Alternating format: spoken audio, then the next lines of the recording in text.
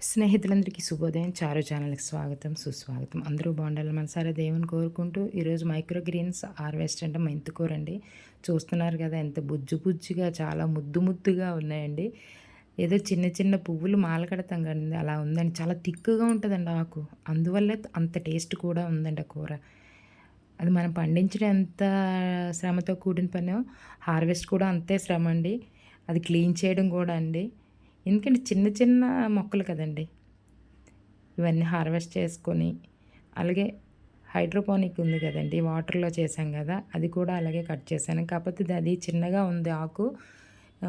దానికేంటంటే మెంతు గింజ సీడ్ మొదలుపెట్టిన మొలకొచ్చినప్పుడు ఆ పొర అలాగే ఉండిపోయింది. అది కూడా క్లీన్ చేయడం కొంచెం టైం పట్టింది. ఏం టైం పెట్టినండి.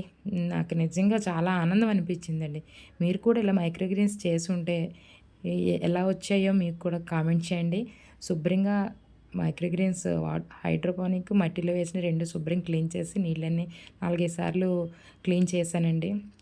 ఆకుకూరలంటేనే 4, 5 సార్లు క్లీన్ చేసుకోవాలండి. బయట నుంచి కొనుక్కున్నాను. ముక్కలుగా కట్ చేసి స్టవ్ నుంచి బాండి పెట్టి ఆయిల్ పోసి ఆవాలతో కూడా మైక్రోగ్రీన్స్ చేశాను కదండీ! అవే వాడుతున్నానండి. పోపుల్లో ఉప్మాలకు కూడా బాగుంటుంది. సలాడ్స్‌కి కానీ అప్పుడు ఉల్లిపాయ, పచ్చిమిరపకాయ, టమాటా ముక్కలు కూడా వేసేసి కరివేపాకు వేసి బాగా వేగిపోయిన తర్వాత ఉప్పు, కారం వేయాలండి. కొంచెం ఈ ముక్కలు మగ్గే వరకు ఉప్పేసి మూత పెట్టాలండి. మూత పెట్టడం ఉల్లిపాయ ముక్కలు, టమాటాలు మగ్గటానికి మాత్రమే నేను మూత పెడతాను. ఆకుకూర, మెంతికూర, కాకరకాయ వేసిన తర్వాత బాగా వేగిన తర్వాత నీళ్ళేసి ఉప్పు, కారం వేసి నీళ్ళేసాక మూత పెడతానండి. లేకపోతే ఆవిరిగా చేదు ఉండిపోతుందండి.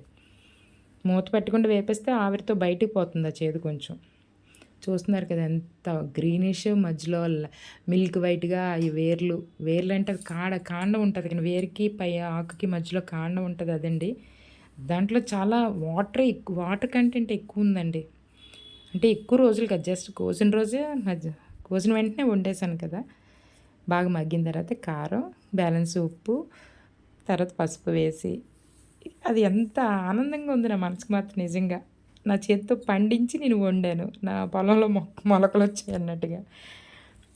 పచ్చి వాసన పోయిన కారం ఏపేసిన తర్వాత ఈ టమాటా సీడ్స్ ఉంటాయి గదండీ! వాటర్‌లో కడుగుతాయి కదా! టమాటా ముక్కలు మంచి వాటర్‌లో. ఎందులో ఏసినా సరే వడకట్టేస్తానండి పిక్కలు వెళ్ళకుండా. వడకట్టేసిన తర్వాత అప్పుడు మూత పెట్టాలి. బ్యాలెన్స్ వాటర్ ఏసుకొని. అలా మధ్య మధ్యలో కలుపుతూ ఉండి మంచి స్మెల్ వచ్చింది. చాలా చాలా అసలు అదొక చెప్పలేను ఆ ఆనందాన్ని. అంత మంచి వాసన వచ్చింది. చూస్తున్నారు కదా మంచి కలర్‌ఫుల్‌గా ఉంది. నేచర్ కలర్ అండి ఇది. నేనైతే కలర్ మోడ్‌లో పెడతారు కదా కెమెరాది నేను అదేం పెట్టలేదండి. నేను డైరెక్టర్‌గానే అసలు నా వీడియోస్‌లో ఎప్పుడో ఒకటో రెండిట్లో కలర్ పెట్టానేమో తప్ప నేను నేచర్‌గా పెట్టేస్తానండి. అలాగే నేచురల్‌గా కలర్ వచ్చింది. చూస్తున్నారు కదా! ఆ పొగ వల్ల కనిపించట్లేదు. దగ్గరగా అయిపోయింది చూస్తారా? ఎంత దగ్గరగా కూర. కొద్దిగా కూరేసుకొని ఎక్కువ అన్నం కలిసిందండి. నిజంగా అండి. చాలా రుచిగా ఉంది. అలాగే అండి మీరు నా వీడియోస్ చూస్తూ నాకు సబ్స్క్రైబర్స్ కూడా పెరుగుతున్నారు. ఫిబ్రవరి ఎండింగ్ కల్లా 500 కంప్లీట్ అవ్వాలనుకున్నాను. అవుతారనుకుంటున్నాను. సబ్స్క్రైబర్ చేస్తారని.